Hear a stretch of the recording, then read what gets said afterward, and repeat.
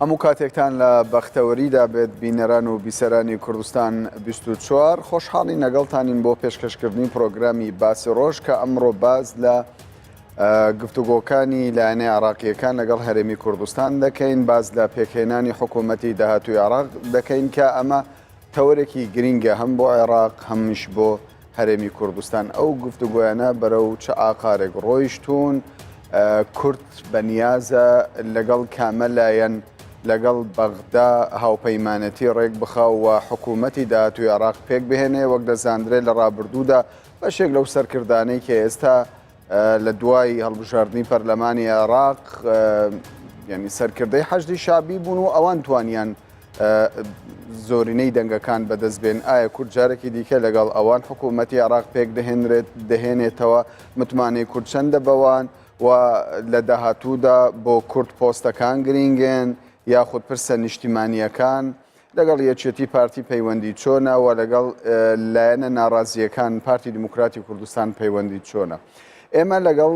میوانەکەمان کە بەڕێز علی حوسێن بەرپرسی پەیوەندە نیشتیمانیەکانی پارتی دیموکراتی کوردستانە لە هەولێر بە شێوەیەکی ڕاستەوخۆ لەگەڵمانە،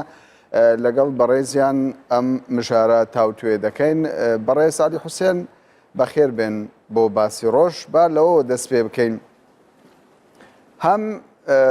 کورد شاندی یەکێتی و پارتی سەردانی بەغدا دەکەن و لە ڕابردوودا کردویانەوە چاوەڕێژ دەکرێت ڕۆژهێنی جارێکی دیکە بچنەوە بەغدا. هەمیش لایەنەکانی عراقی سەردانی هەولێر دەکەن، لەگەڵ نوێنەرانی یەکێتی و پارتی دیدار و گفتوگۆ دەکەن. بەدەر لەو قسانەی کە لە پێشوودا کراوە هیچ زانیاریەک بە هاوڵاتیانی هەرێمی کوردستان نەدراوە. ئەگەر زانیاری تازەمان پێ بدەیت گفتوگۆکان بەرەو کوێ چوونە، بەڕاست کورد لە کامە لایەن نزیکە؟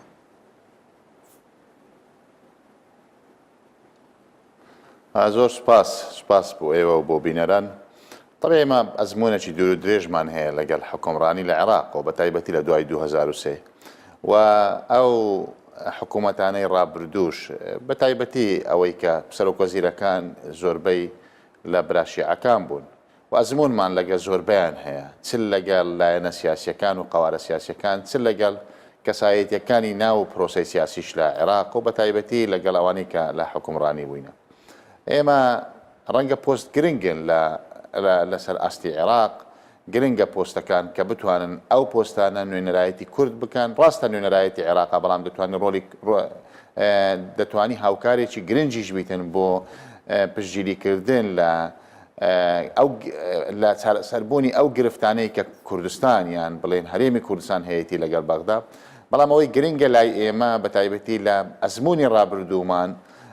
بۆمان دەرکەوتۆ بەرنمەکە گرنگە، بەرنمەکە چ بیت و بەرنمەی ئەو حکوومەتە و ئەو قوارانەی کە قوارە سیاسیانەی کە لێک نزیکن بەرنمەکەیان چییە و چ گرنگێک هەیە بۆی داخوازیەکانی ئێمە ئەوانەی کە دستورین و ئەوانەی کە لە گفتوگۆکان ئامادەیان تێدا هەیە کە جێبەجێ بکەن، چ ئالیەتێک هەیە بۆی ئەوەی جێبەجێ بکەن. ئێمە لەسەر ئەمە ڕاوەستا بووین وە لە ئێمە ڕەنگە باشە کاک علی سیاسی بگورە ئێمە تاکید لە ڕابردوش عەفو قیادەی سیاسی تاکیدی لەوە کردەوە ئێمە هێڵی سوورمان نییە لەسەر چ لایەنێکیان کەسایەتێک، بەڵام بە تاکید کۆمەڵێک تێبینیمان هەبووە. ئەو تێبینیانە قابلی گفتوگۆن و ئەو گفتوگویانەش لە وەفدەکانی ئێمە بۆ بەغدا و هاتنی وەفدی ئەوان بۆ ئێرە زۆر بەڕاشکاوی باس کراون، بەڕاشکاوی گرفتەکان باس کراون و بیرمان لەوە کردوتەوە کە بنەمای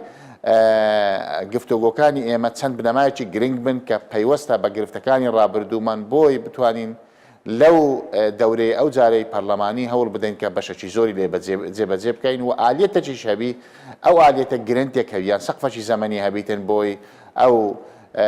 داخوازیەکانی ئێمە کە داخوازی ڕەوان، داخوازی دستوری، داخوازی یاسایی جێبەجێ بکرێت. باشە کاک علی، تاوکو ئێستا وەڵامی پرسیارەکەی منت نەدایەوە، من باسم لەوە کرد گفتوگۆکان بەرەو کوێ گەیشتون، هیچ دەرەنجامێکی هەیە؟ ینی یەکێتی و پارتی لە کامە کوتلە نزیکن، لە کامە هاوپەیمانەتی نزیکن؟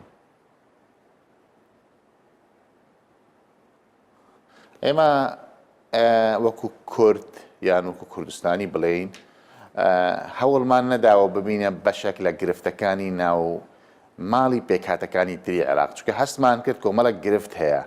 و ئەو گرفتانش ئێمە نەبینە بەشێک لە گرفتەکان ئێمە نەبینە لایەنێکیش لە لایەنەکانی مەشاکل لە ناو یعنی خودی ماڵی شیعیان ماڵی سونە و شیعە نەبینە بەشەکلی ئێمە هەوڵماندا لەگە هەموو لایەکان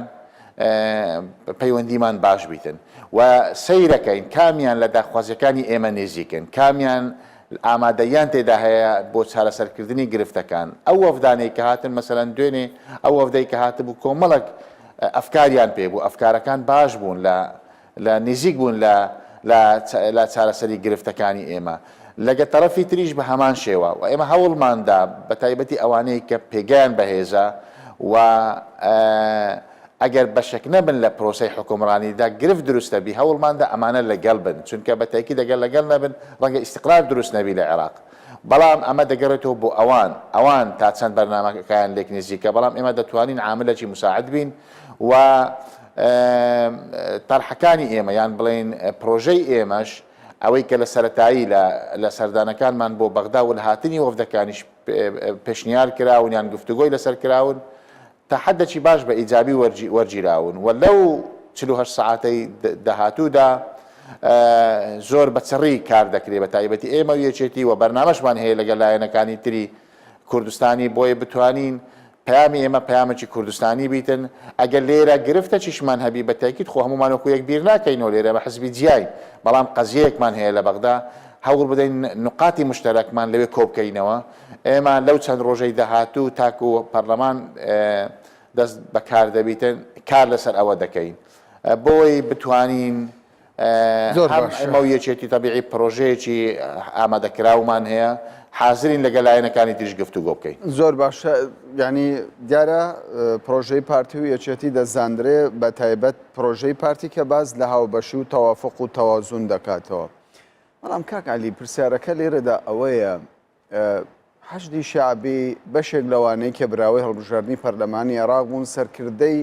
ئەو حەشدە بوون کە کەرکووک و ناوچە کوردستانیەکانیان داگیر کردووە و هەر لە 16 ئۆکتۆبەریش هەر لە دوای 16 ئۆکتۆبەر چەندین جارەوان باسییانەوە کردووە ئەگەر بۆیان بچێتە سەر ینی دەستوری عێراقش دەگۆڕن ینی چۆن دەکرێت لەگەڵ ئەوانە حکوومەتێک پێک بهێندرێ ئایا چ متمانەیەک هەیە کە کورد جارێکی دیکە لەگەڵ وان حکوومەتێک تەشکیل بکات و دواتر لە بەرژەوەندی و قازانجی حەشدی شعبی و بەرژەوەندیەکانی ئەوانەی حەشدی شعبیان دروست کردووە واقعی عێراق هەمومان دەزانین واقعک هەیە لە عێراق بە تایبەتی ئەوەی کە پەیوەستە بە براشیعەکان و دوای شەڕی داعش دروستبوونی حەشی شعبی و کرا بە قانون کرا بە یاسا و حقیقەتیش هەندێک لە ناو لایەنەکان لە ناو هەموو لایەنەکان بە تایبەتی لە هەندێک لە لایەنی شیعی هەندێک تندڕۆیش هەبوو بەرامبەر هەرێمی کوردستان و ئێمە خۆشحاڵ بووین لە ماوەی ڕابردوودا بە تایبەتی لە هەڵبژاردننی ڕابردوو ئەوانەی کە هەوڵیاندا یان زۆر تند بوون بەرامبەر کوردستان دەنجیان نەینە وەکو پێویست دەنجیان نەینە یان هەندێکی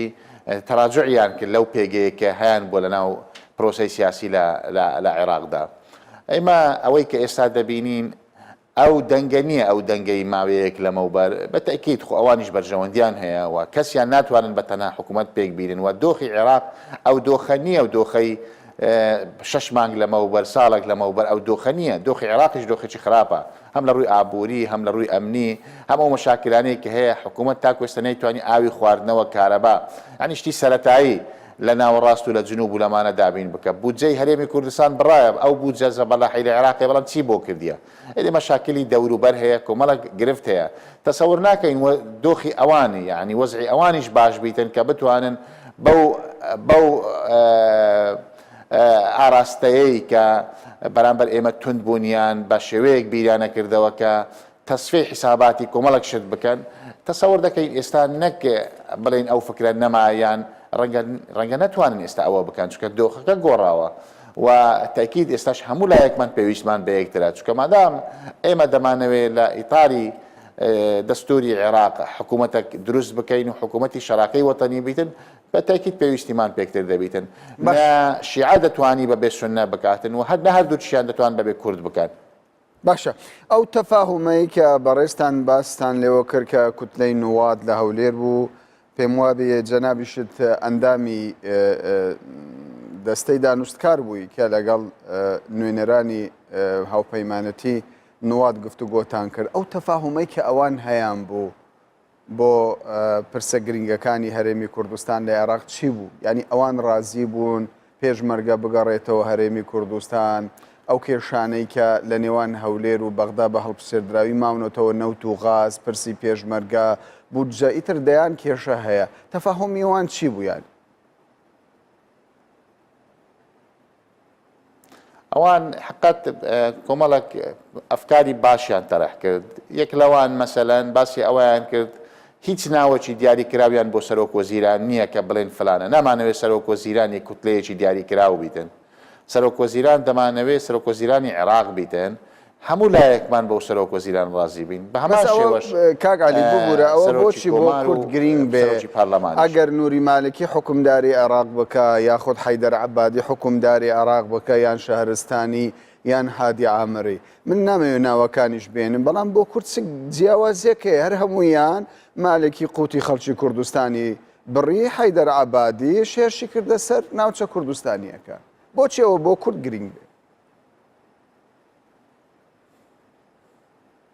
بەنسبەت ئێمە بەرنامەکە گرنگە یعنی ئێمە ناو لای ئێمە لای وەفدەکە شاندەکەش کە هاتبوو زۆر تەرکیزیان لەسەر ئەمە نەبوو بەرنامەکە لای ئێمە گرنگ بوو و ئالەتی جێبەجێکردنی بەرنامەکە و سەقفی زەمەنی دیاریکراوە ئەو ئالەتەی بۆ جێبەجێکردنی ئەو سەقفە زەمەنیە ئەمانە مناقەشەکران ئەمانە باسکران و حقیقت ئێمەش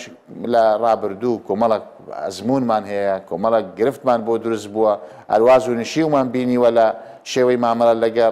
لەگەڵیان بەڕاستی ئێمەش بە سەراحەت ئەرچی تێبینی هەمان بۆ تێبینەکانمان بە سەراحەت باسکردن لەگەڵیان و ئامادەشیان تێدا هەبوو باشە باسی کەرکووکیان ئەوە باسی کەرکووکان کرد باسی ناوچە کوردستانیەکانتان کرد کەدە ینی یەک لە مەرجەکانی ئێوەیە لەگەڵ بۆ پێکێنانی حکوومەت پێشمەرگە بگەڕێتەوە باسی ئەوەتان کرد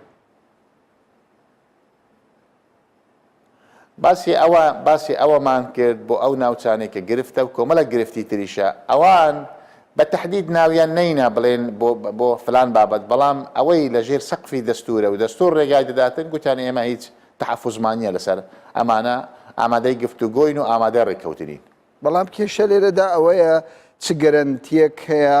خۆ ئەوان هەموو جارێک ئەگەر ینی کێشیان هەبی و بەتایبەت لە کاتی پێکێنانی حکوومەت پەنا دەبەنە هەولێر و دەبەنە بەر کورد کە دەزانن بەبێ کورد ئەرکەکەیان قڕس دەبێت چ گەرەنتیەک هەیە لە داهاتوودا ئەوان پابەندی دەستور بن خۆ ئەمە دەیان جار باس کراوە سەرکردە سیاسیەکانی هەرێمی کوردستان دەڵێ ئێمە کێشەمان لەگەڵ عەقلی سیاسی ئیداری عێراقە ئەمە عەقلێتە گۆڕانکاری بەسەردا بێت چه گەرەنتیەک هەیە ئەو گرنتێکە ئەمەیە ئەمە بە دوای ئالێتێکدا بگەڕین ئەو ئالەتە سەقفەی زەمەنی دیاریکراوە بۆی دیاری بکەین ئەو سەقفە زەمەنی ئالێتێک بە شێوەیەک بی کە بتوانانی ئەمە جێبەجێ بکە کۆمەڵک ئەفکار باسکران لەوە چۆن لیژنەیەک هەبی لەسەر ئاستی باڵا ئەو لیژنەیە لە شیعە لە سونە لە کورد لە تورکمان لە مەسیحی ئەمە بە دوواچوونی بۆ بکەن بۆ جێبەجێبوونی ئەو بەرنامەیە کە قوارە سیاسیەکان لەسەری ڕێک دەکەون و سەقفی زەمەنیشی بۆ دیاری بکرێتن بۆی بتوانن لە کاتی دیاریکراو خاڵ بە خاڵی ئەو بەرنامەیە کە لەسەر ڕێککەوتونە جێبەجێ بکرێت باشە سەبارەت بە پۆستەکان ینی بەشێکی زۆر لەو پۆستانەی کە پشکی کوردن لە بەغدا لە ماوەی ڕابردوودا ئەوان دەستیان بەسەردا گرتووە بە تایبەت لە ناوچە کوردستانیەکان چەندە دەرفەتی ئەوە هەیە جارێکی دیکە کورد ئەو پۆستانە وەربگرێتەوە طبیعەبان هەمووی باسکران ئەمان لە کۆبنەوەکان لە دانیشتەکان طبیعکە باسی ئێمە باسی شەراکەت دەکەین باسی تەوافق دەکەین باسی تەوازن دەکەین مەسەلەکە ئەمەیە یعنی شەراکەت نەماوە لە حکومڕانیدا ینی ئێمە مشارک بووین نەک شەریک بووین و حقیقەت تەوازنیش نەماوە ئەو تەوازنەی کە لە ناو سوپا مەسەلەن لە سەرەتای جەیشی عێراق نەواتی جەیشی عێراق چەند لیوایەکی کوردستان چوون بۆ بەغدا و شوێنە گرنگەکان هەموو پێشمەرگە دەیان پاراست تقریبا لە سەرەتادا نزیکی 133 سوپای عێراق بە ئەفسەر و بە دەرەجەدارەکان و بە هەموو ئەو جێیشەی کە هەبوو 133 بوو ئێستا ڕەنگە کەمتر لە 101 بیتن لە نوێنەرایەتیمان لە سەفارەت و لە قونسولیە و لەوانە هەرچی کوردێک تەقاعد بووی بی یعنی خانەنیشی کلابی کوردێک لە جێدا نەدراوە حتى لە وەزارەتەکان خۆ چێمان ماوە لە بەغد ئەمانە بە سەراحەت لەگەڵیان باسکران ئەمانە ئەبێ ئەو تەوازنە بگەڕێتەوە توافقاتیش نابی بیر لەوە بکرێتەوە خۆ ئەگە بە زۆری نەبیتن مەسەلەی تێپەڕاندنی قانونەکان دەبێ ئالێتێک دابنین ئەوانەی ئەو یاسایانەی کە پەیوەستن بە شەراکەتی ئێمە لە عێراق ئەبێ ئەو یاسایانە هەوڵ بدەین بە تەوافق تێپەڕن نەک ئەوان ڕەچاوی زۆری نێو کەمینە بکەن طبيعي ئێستا لە گفتوگۆکان تەفاهمەکی باش هەیە و لە کاتی انتخاباتیش ئەو تەفاهمە هەبوو بەڵام ئایا ئەو تەفاهمە لە حکومڕانی ڕەنگەداتەوە طبيعي ئێمە ئەو پرسیارەش لای ئێمەش گرنگە ئێمە هەوڵ ئەدەین ئەمە ئالێتێک بدۆزینەوە ئەو ئالێتە چۆن و بە چه شێوەیەک بی سەقفی زەمەنی چۆن بی چێ متابعە بکاتن قیادەیەکی باڵا دیاری بکرێت یان ڕئیسی کوتلەکانی بڵێم وەی ناو پەرلەمان فراکسیۆنەکان چێ و چۆن و بە چه شێوەیەک ئەمە دیراسە ئاکرێ زۆر باشە و ئەمە بڕیاری لەسە ئەدرێتن لە ڕێکەوتەکان زۆر باشە باشە کاک عەلی سەبارەت بە داواکاریەکانی ئێوە لەو دانوستانانەدا لەو گفتوگۆیانەدا مەرجی یەکەمتان چێ لەگەڵ لایەنی بەغدا یعنی زێدەتر تەرکیز لەسەر چ خاڵێک دەکەنەوە پرسەنەتەوەییەکانە یاخود پۆستەکان ینی زۆر جار باز دەوە دەکرێت چێتی و پارتی زێدەتر چاویان لە پۆستە پۆست لە بەغتاوە ئێمە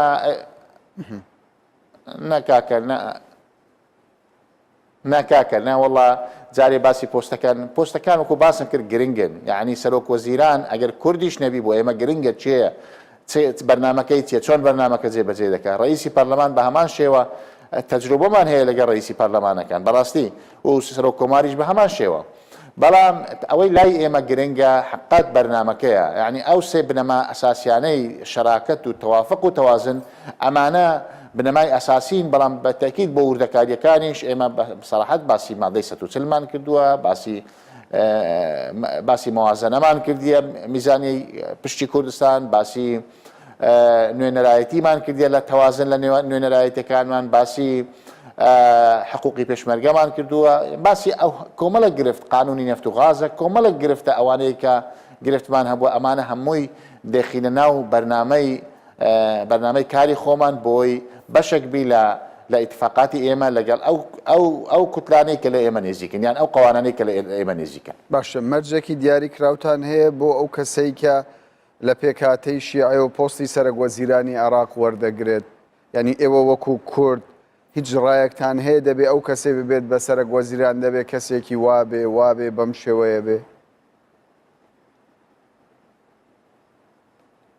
بەڕێی من ینی ئەوەی بیستمان لە ناو خوتی پێکهاتەکانی عێراق کۆمەڵک مەرجیان کۆمەڵک مواسەفات خۆیان باسی دەکەن ئەوەی ئەوان باز دەکەن وڵا ئێمەش پێمان باشە ئەگەر ئەوە بکرێت ئەوەی دوێنێ بیستمان ئەوەی لە دانیشتەکانی پێشووتر لە بەغدا بیستمان ئەگەر بەو شێوە بیتن بە تاکید یعنی زیاتر ڕەچاوی بەرنامەکە دەکرێت ئەو بەرنمەیە کە ڕئیس وزرایەک بی ینی سەرۆک وەزیرانێک بی جێبەجێکەری ئەو پرۆژەیان ئەو بەرنمەیە بی کە لایەنەکان لەسەر ڕێککەوتون باشە سەبارەت بە ئەو پرۆژە هاوبەشەی کە ئێوە هەتانە ینی زۆر جار دەگوترێ کورد دەڵێ بۆمە گرنگ نییە ئێمە گرنگ لای ئێمە بەرنامەی ئەو کەسەیە کە دەبێت بە سەرۆک وەزیرانی عێراق بەڵام پێتان وایە ئەمە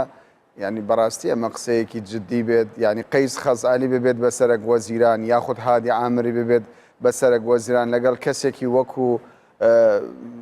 کەسێکی دیکەی کە دیموکراتی خواز بێ یاخود مەدەنی بێ باشتر نییە بۆ کورد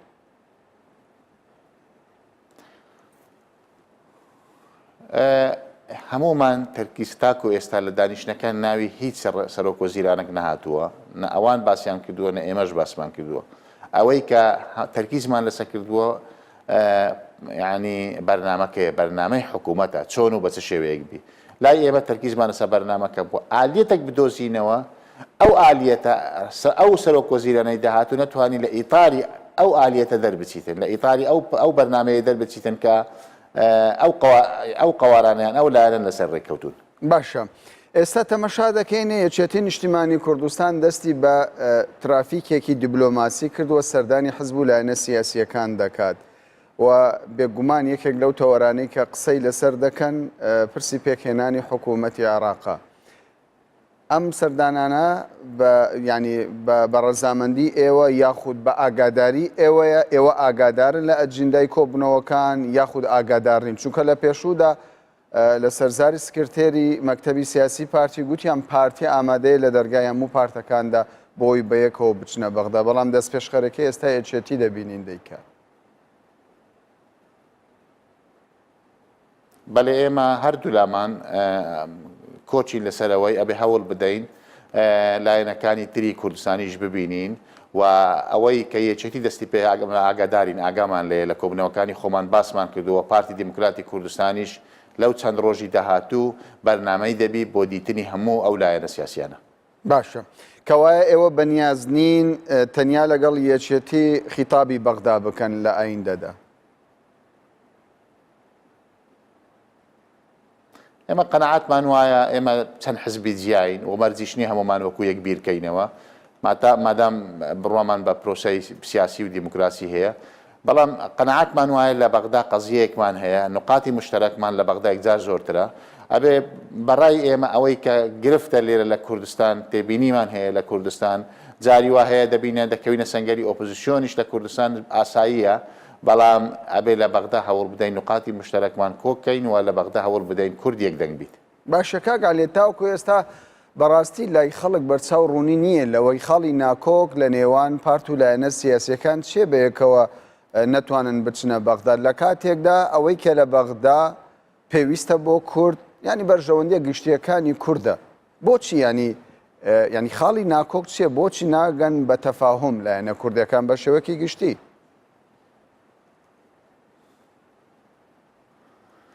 تەسەوەری من لە ڕابردوو ئەگەر تەماشا بکەین لە دەورەکانی پێشتر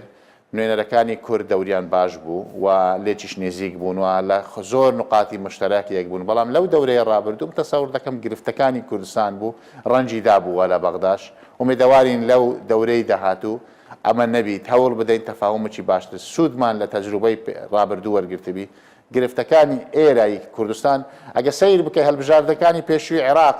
زۆر لەلایەنە سیاسەکان باسی گرفتەکانی عێراقیان نەکرد باسی گرفتەکانی کوردستانیان دەکرد بۆ دەنگدەر کە هەموو لایەکمان دەمانزانی کە ئەمە بۆ ئەنجومەنی نوێنەرانی عێراقا بۆیە ئەمە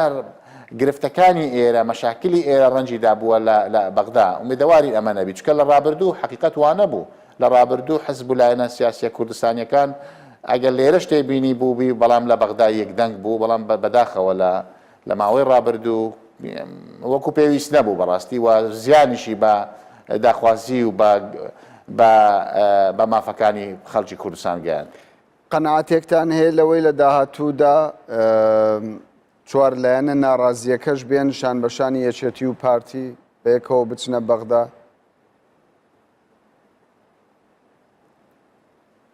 خۆ ئەوانە هەموو خەڵکی یەک وڵاتین و برای ئێمە نوخۆوە چ مشکلەیە یانێگە لێرە و لەوێت تێبینی تریشمان هەبیتن بەڵام ئێمە هەوڵ دەدەین ئێمە وەکو پارتی دیموکراتی کوردستان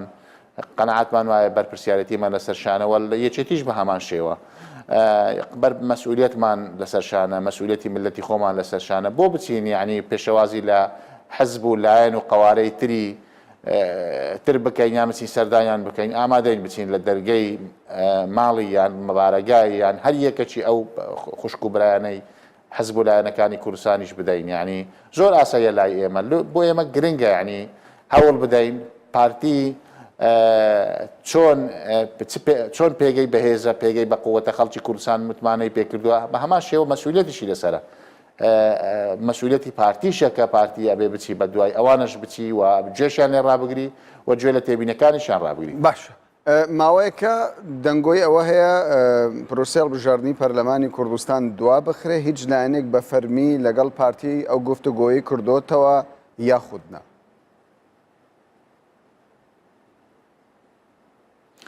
طبيعي مەسەلەی هەڵبژاردن مەسەلەی قانونیە یعنی ئێمە هەموو دەزانین دەکەوینە فەراغی قانونی و هەموو لایەنەکانیش باسی هەڵبژاردن و دیموکراسی و ڕای خەڵک دەکەن و کاتەکەش دیاری کراوە تاکو ئێستا بەڕسمی هیچ لایەنێک بەڕسمی داوایان نەکردووە و بەپێی هەموو ئەوەکان دەبێت هەڵبژاردن لە کاتی خۆی بکرێتن چونکە دەرفەت نامێنیتن فراغی قانونی پارتی هەر لەسەر هەڵوێستی خۆی سوورەکە هەڵبژاردن لە کاتی خۆیدا ئەنجام بدرێت.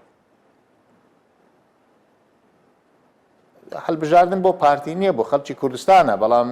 پارتی دەیەوێتن یعنی پرۆسەکە پرۆسەیەکی دیموکراسیە وەکو خۆی بەڕێوە بچیتن کەسیش لەو لایەنانە نەهاتینە بە ڕاست و ڕەوان داوای ئەوە بکەن بەڵام لێرە و لەوێ جێمان لێ دەبیتن بەڵام بە تاکید ئەمە هەر کەسێک داوای ئەوە بکاتن بەوە دەکەوێتە ژێر پرسیار ینی ماوەیەک لەمەوبەر باسی حکوومەتی ئینقاز و باسی نەمانی شەرعیەت و ئەمانە دەکە باشە گەر نەگەڕێنەوە بۆ ڕای خەڵکو بۆ هەڵبژاردن چ وەڵامەکمان بۆ خەڵک دەبی بۆ ڕای گشتی دەبیتن بۆ پرۆسەی دیموکراسی دەکەوێتە ژێر پرسیار هەتا ئیحراز دەبین بەرامبەر دنیاش بەرامبەر دۆستەکانیشمان. بەڵێ بەڕێز علی حوسێن کاتم تەواو بوو بەرپرسی پەیوەندیان نیشتمانیەکانی پارتی دیموکراتی کوردستان زۆر سوپاست دەکەین کە لە ماوەی ڕابردوودا لەگەڵمان بووین. زۆر سپاس. بینەران و بیسەرانی بەڕێز سوپاس بۆ ئێوەش کە کاتی خۆتان بە ئێمەدا بمێنن بە خێر و خۆشی.